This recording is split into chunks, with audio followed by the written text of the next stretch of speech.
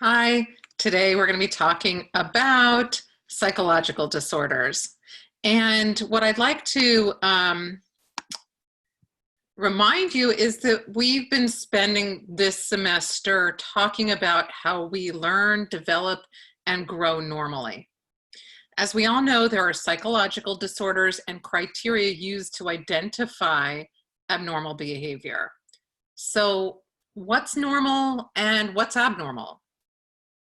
I'm going to spend a lot of time talking about disorders many of you have heard of and some of you have experienced with for yourself or family or friends.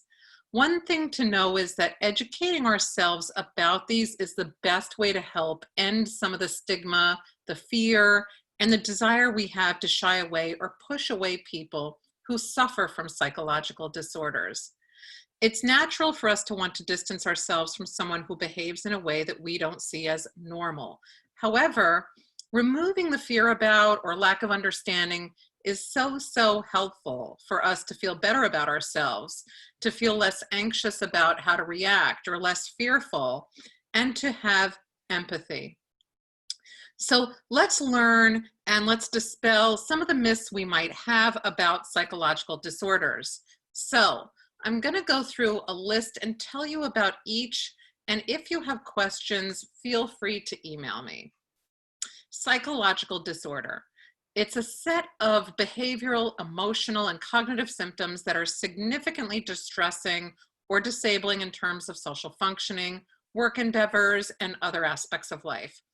These symptoms are not because of a religion, religious experience, and they aren't part of a culture or a departure from a cultural norm.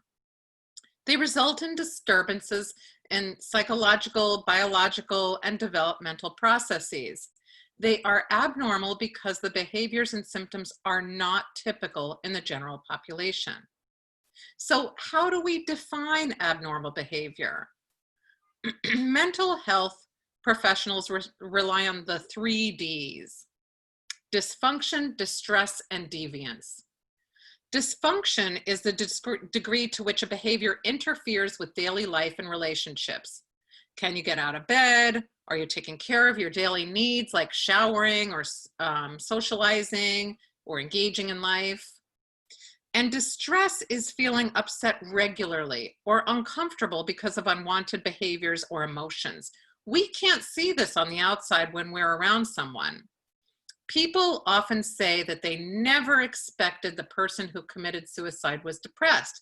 They seem so upbeat just beforehand. Or before a major sort of criminal act is committed, people will say they never expected anything of the person. They were so quiet. An example of this is the case with the Boston bomber, who is now incarcerated. But when people were asked about him, they would say, wow, he was so quiet. He kept to himself. He didn't seem like he was upset or angry or had any of the feelings that would be associated with the crime that he committed. And finally, deviance, the degree to which a behavior is considered to be outside the standards or rules of a society. Euphoric, talking really loudly in a library or church, or walking naked in public are some examples. But this doesn't alone indicate a psychological disorder. For example, there are nude beaches, there are nudist colonies, there are things called naked bike rides. Protesters, these are people who gather in the streets, who have picket signs and who are, protesting in, about an issue. But if you're protesting all by yourself, that's a different thing.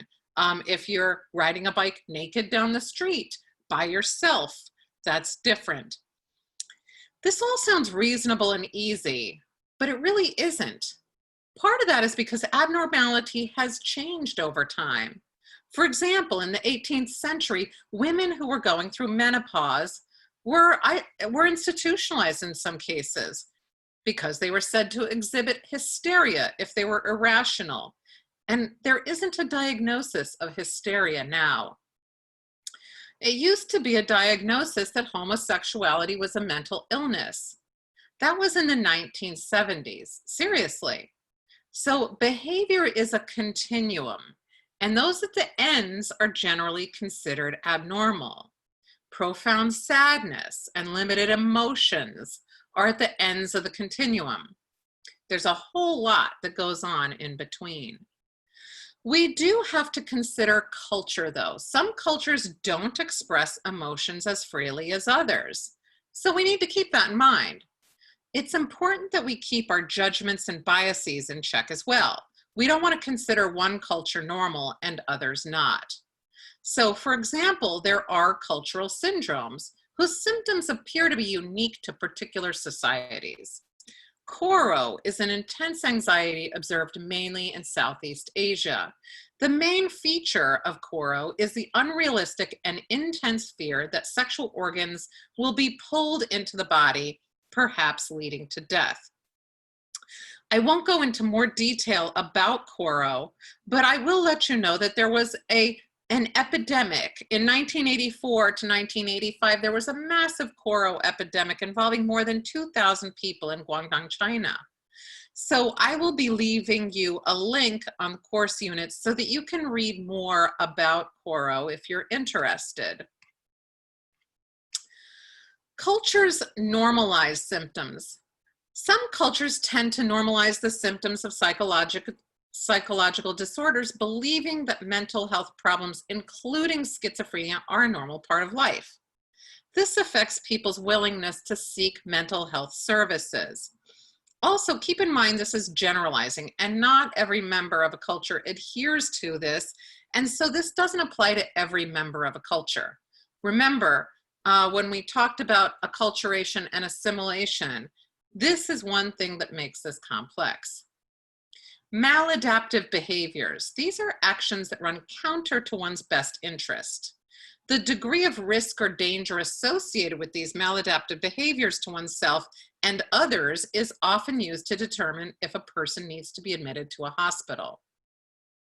There are two terms to know: insanity. Insanity is a legal determination of the degree to which a person is responsible for criminal behaviors. And stigma. It's a negative attitude or opinion about a group of people based on certain traits or characteristics. So how do we classify and explain psychological disorders? There hasn't always been agreement on what qualifies as a psychological disorder. Over the years, common criteria and procedures have been put into place to make reliable diagnoses. These are in manuals shared across mental health professionals and are based on clinical observations and on research findings. The DSM-5 is the current manual used. It's published by the American Psychiatric Association, and it's used by psychiatrists, psychologists, social workers, and a variety of other clinicians. And there are 157 disorders listed in the current manual. There are criticisms because there is a de-emphasis on theories. The DSM-5 emphasizes checklists and observable signs and symptoms. This checklist tends to have the clinician limit their understanding of the patient, and in some cases, people are overdiagnosed. But with everything, there is a downside. We have to weigh out, the most important, and this way is a very good way to get diagnoses. And it is the way that psychiatrists, psychologists, social workers, and a variety of other clinicians do make diagnoses. There was a psychologist in the 1970s, David Rosenhan, who talked about overdiagnosing. And there is a short video that I will share about you. It's called, I believe it's called Being Insane. And in the 1970s, along with 7 other mentally healthy individuals, they had themselves admitted to psychiatric hospitals by faking hallucinations. Once admitted, they pretended to be patients. So let's just call them pseudo-patients. And immediately they stopped acting and began behaving normally once they were admitted to the hospital. But staff didn't see them as normal. Only the other patients did. The staff had already labeled them as mentally insane and wrote in their notes that what they were doing was the behavior of someone who suffered from a diagnosis. So if they were writing in their notebooks, they would say, oh, well, they're psychotic in some way, or they were walking the halls, they were labeling them as nervous, or having anxiety. There's a really good video that talks about this and what they did and what the issues were and how difficult it was to get released. And this video will be in course units for you to take a look at if you're interested. So this is problematic. There are a lot of issues with regard to how we rely on self-reporting, and this brought that to light and really showed it in a very clever way in the study that he did. I'm going to just tell you a quick list of psychological disorders and their annual rates of prevalence. Note that this is not over a lifetime, it's an annual prevalence. For any disorder, it's about 26%. So more than a quarter of, that's more than a quarter of our population. Anxiety is about 18%, specific phobia nearly 9%, social phobia nearly 7%, disruptive behavior disorders nearly 9%, mood disorders 9.5%, major depression 6.7%, and substance disorders nearly 4%. So all of those make up nearly 26%. So it's really interesting, or any disorder makes up nearly 26%. So it's really a lot more people than people think. Most people think, oh, it's very rare, and it's just not. Psychological disorders are not uncommon. Nearly 50% of the population at some point will experience symptoms that meet the criteria for a psychological disorder. Yes. So there are roughly 30 students in any class you might be in, and that would be half. So that would be about 15 who would end up suffering from a psychological disorder at some point. So most of these will begin at about, well, around before age 14. And when we look at studies from around the world, around 1 in 5, so that's roughly 20%, had a psychological disorder within a 12-month period. As I mentioned to you previously in other lectures, those who are older run risks that are high because of several factors. Those who suffer from heart diseases, cancer, stroke, have a 50% chance of developing depression. And comorbidity is the occurrence of 2 or more disorders at the same time. Many people suffer from depression and anxiety at the same time, for example. So what causes psychological disorders? There are a few things: medical model, psychological factors, environment, and the biopsychosocial perspective. So let's go through these. The medical model explains psychological disorders from a biological standpoint, focusing on genes, neurochemical imbalances, and problems in the brain. Psychological factors look at the way learning or childhood experiences might lay their foundation. The environment, things like social factors like poverty and community support systems can play a role. And the biopsychosocial perspective suggests they result from a complex interaction of biological, psychological, and sociocultural factors. Some disorders have a genetic basis, but their symptoms may not be evident until social or psychological factors come into play. There are some mood disorders I'd like to talk about. Anxiety disorders. Those who suffer from anxiety disorders have extreme anxiety and or irrational fears that are debilitating. DSM-5 lists anxiety disorders. I'll just tell you a few of them. Anxiety disorders exist like separation anxiety disorder, selective mutism, specific phobia, social phobia, panic disorder, agoraphobia, and generalized anxiety disorder. There's also obsessive compulsive disorder, trauma and stressor related disorders. These are all under the umbrella of anxiety disorders. Panic disorder. Most of you have probably heard about panic attacks. But Here's how it's really defined. It's a sudden or extreme fear or discomfort that escalates very quickly, often with absolutely no obvious trigger. And it includes symptoms like increased heart rate, sweating, shortness of breath, chest pain, nausea, lightheadedness, and fear of dying.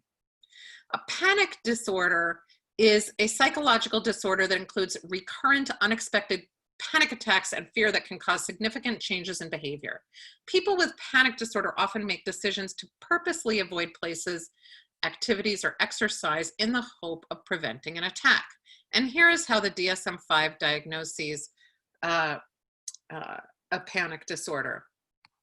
The diagnostic criteria for a panic disorder, according to DSM-5, it is an anxiety disorder based primarily on the occurrence of panic attacks, which are recurrent and often unexpected. In addition, at least one attack is followed by 1 month or more of the person fearing that they will have more attacks. This causes them to change their behavior, which often includes avoiding situations that might induce an attack. It's important to note that a panic disorder diagnosis must rule out other causes for the panic attack, or what feels like one. And panic attacks are not due to the direct physiological effects of a substance like a drug abuse, like a drug use or medication. And the attacks are not accounted for by another mental disorder. So these may include social phobia or another specific phobia. So the biology of a panic disorder is that parts of the brain involved are the hypothalamus, which is involved in fight or flight. Irregularities in the size and shape of the amygdala may help explain dysfunction in the fight or flight response. And panic affects 2 to 3% of the population. It runs in families with heritability of about 40 to about 50%. So roughly 40% genes and 60% environmental factors. And heritability explains the variation and risk among individuals in the population, not the risk for the disorder. Another thing to note is that women are twice as likely as men to be diagnosed with a panic disorder. Learning and panic and specific phobias are related to classical conditioning. So insert a fear rather than the food, and you have a recipe for panic. So if you remember little Albert, that was conditioning. He had the loud noises and they were associated with seeing the little bunnies and other pleasurable items. Biology, culture, and specific phobias. There's a perspective that looks at evolution. We are predisposed to certain threats like snakes, spiders, and bitter foods. And these fears protect us from danger. So, you know, this keeps us from running around and trying to pet snakes if we see them, or to pet spiders, and not to continue eating bitter foods that may cause us to feel sick or have more lethal effects. Agoraphobia, a person feels extremely anxious in public, on transportation, open spaces, or other public settings, and they typically need another person to accompany them on outings because they may not feel they can cope on their own, or they may avoid them. Social anxiety disorder is also known as social phobia, and it is an anxiety disorder involving discomfort around social interaction and concern about being embarrassed and judged by others. According to the DSM-5, there are a total of 10 diagnostic criteria for social anxiety disorder. And the median age of onset of social anxiety disorder in the US is age 13, with 75% of those with social anxiety disorder experiencing the onset at a range of ages 8 to 15. And the onset can either be insidious or a sudden onset triggered by a specific event. And the DSM-5 cites the annual prevalence of social anxiety disorder as about 7% in both children and adults in the United States. I'm going to put on the course units, a social anxiety test that you can take. There will be a link for that you can find on course units. Obsessive compulsive disorder is a psychological disorder characterized by unwanted thoughts or obsessions and repetitive ritualistic behaviors known as compulsions. So hand washing, entering a room a certain way, touching things, that's all encompassed under this. An obsession is a thought, urge, or image that recurs repeatedly, is intrusive and unwelcome, and often causes feelings of intense anxiety and distress. All-consuming thoughts of disaster and death are examples. Compulsion is a behavior or mental act repeated over and over, and this is done by people with OCD to attempt to stop or at least ignore their obsessions by engaging in a replacement activity. Common compulsions are hand washing, locking a car, checking the stove, checking multiple times to see if it's locked or if the stove is off. OCD compulsions are an aim to get rid of unwanted situations and reduce anxiety and distress. So if I don't do this, my mother will die. If I don't do this, something catastrophic will happen. I'm going to give you a link for the DSM-5 clinical definition of OCD. And I also highly urge you to watch the video of Howie Mandel, who suffers from OCD, talking about living with OCD. I'm going to provide that link in course units as well. And it's a great video to watch. It's not too long, so I really do highly recommend that you watch that video. When we talk about the biology of OCD, it's related to abnormal activity of neurotransmitters. So reduced activity of serotonin is thought to play a role, and additional neurotransmitters are being studied. There's also a genetic basis for OCD. If a parent, sibling, or offspring is diagnosed with OCD, the risk of developing OCD is twice as high as someone whose first-degree relatives do not have the disorder.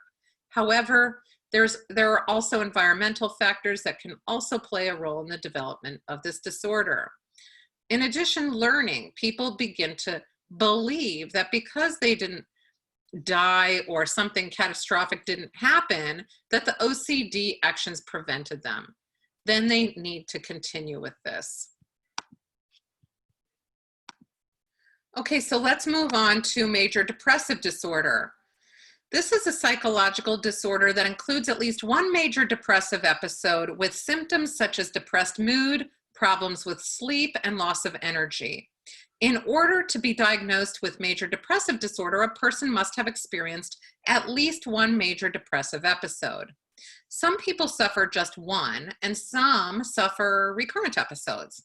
It can be tricky to diagnose major depressive disorder because it can be hard to tease normal from abnormal reactions to life situations like a significant loss, like the death of a loved one.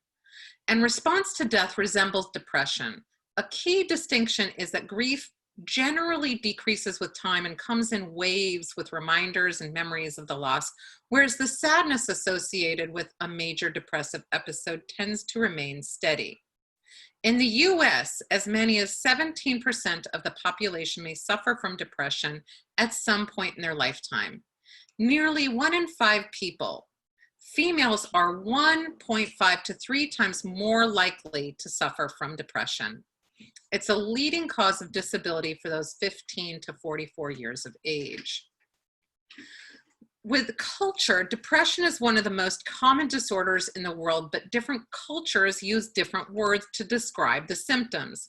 So in the US, we might say sad, but in China, they might say dizzy or fatigue or inner pressure. Suicide. Approximately 9% of adults have had serious thoughts of suicide, and around 3% have attempted suicide. Nearly 90% of people who commit suicide have a psychological disorder, and it is usually depressive disorder and/or substance abuse. There are genetic factors. About 37 to 50% runs in families. If you have a first-degree relative with depression, you're about 2 to 4 times more likely to develop it than those without a first-degree relative. Depression in the brain. Three neurotransmitters are associated with the cause and course of major depressive disorder, and those are norepinephrine, serotonin, and dopamine. Hormones. People with depressive disorders have high levels of cortisol. And remember, this is high with stress. And women tend to be affected by stress-induced hormone fluctuations more than with men, especially with pregnancy and childbirth. Learned helplessness is a tendency for people to believe they have no control over the consequences of their behaviors, resulting in passive behavior. And negative thinking. Aaron Beck theorized that depression is connected with negative thinking. He believes it's a product of a cognitive triad, a negative view of experiences, self, and the future. And it's a self-defeating attitude. It's hopelessness. I'm going to leave for you on course units the Beck Depression Inventory Scale. So remember, though, that this is a screener. It is not a diagnostic tool. I'm also going to include the scoring for the Beck Depression Inventory Scale, which is also called the BDI. So you'll have both of those. You're welcome to take the screening tool to see what it looks like and to score it. Moving on to bipolar disorders. Manic episodes are states of continuous elation that is out of proportion to the setting and can include irritability, very high and sustained levels of energy, and an expansive mood. And mania is hard to hide. It can be dangerous. A person may act out of character, doing things that damage important relationships or work. And they may become violent, posing a risk to self and others. Mania leads to impaired judgment, feelings of grandiosity, and euphoria. This makes seeking help unlikely. And this is a time when support of others is essential. So there are different types of bipolar. Bipolar 1 is when a person must experience at least one manic episode, substantial distress, and a great deal of impairment. Bipolar 2 requires at least one major depressive episode, as well as a hypomanic episode. And hypomania is associated with some of the same symptoms as a manic episode, but the manic behavior does not last as long and generally does not impair one's ability to function.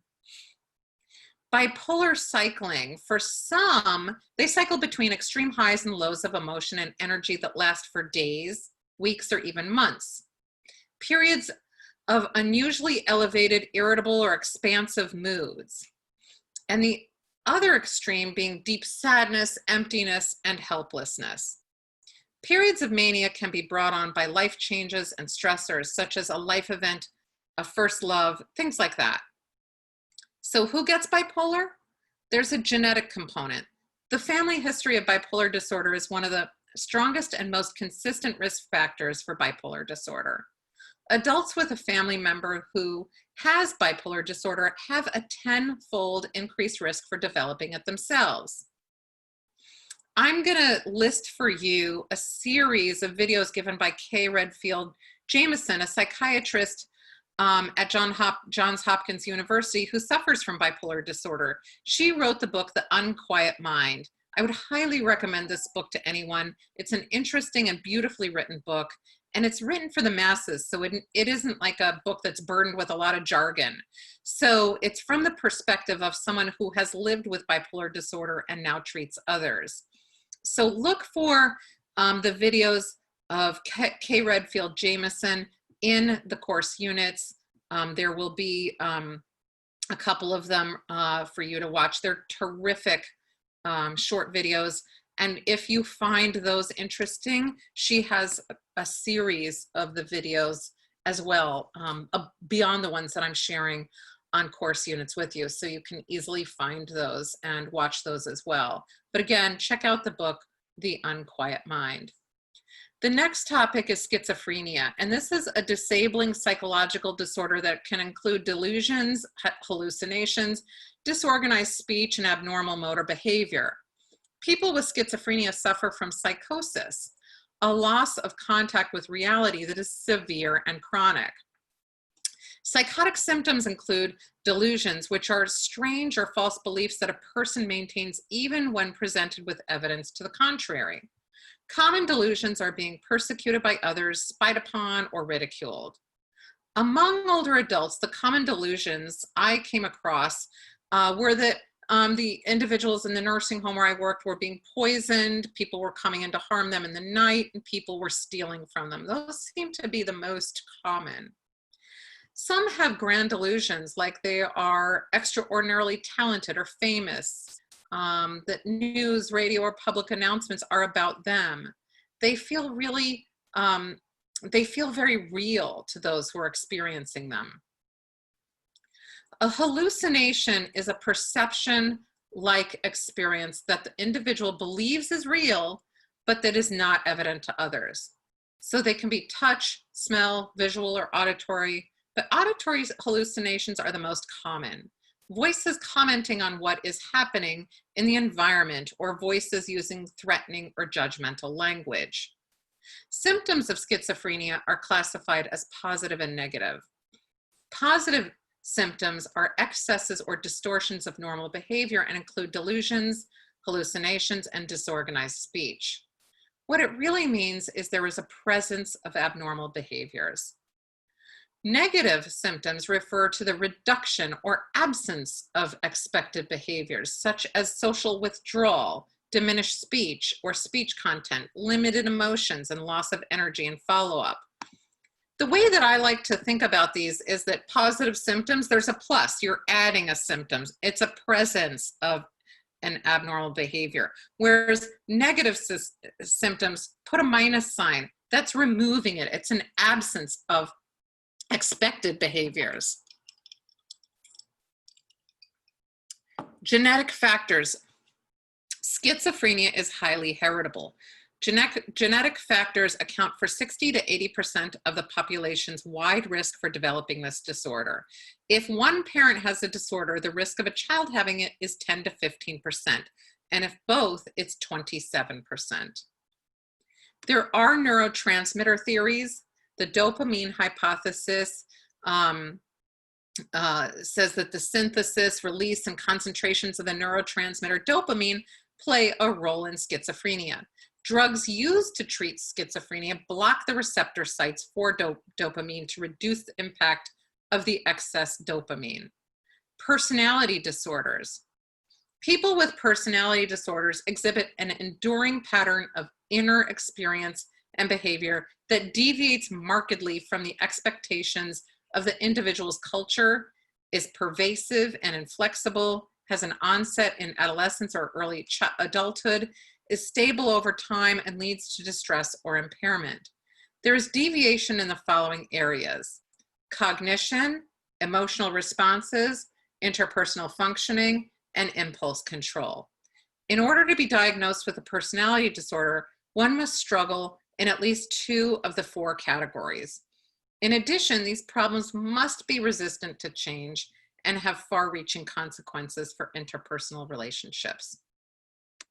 Antisocial personality disorder is unethical behavior, deceitfulness, impulsivity, irritability, aggressiveness, disregard for others, and lack of remorse. They may seek gratification even when it means violating ethical standards and breaking laws.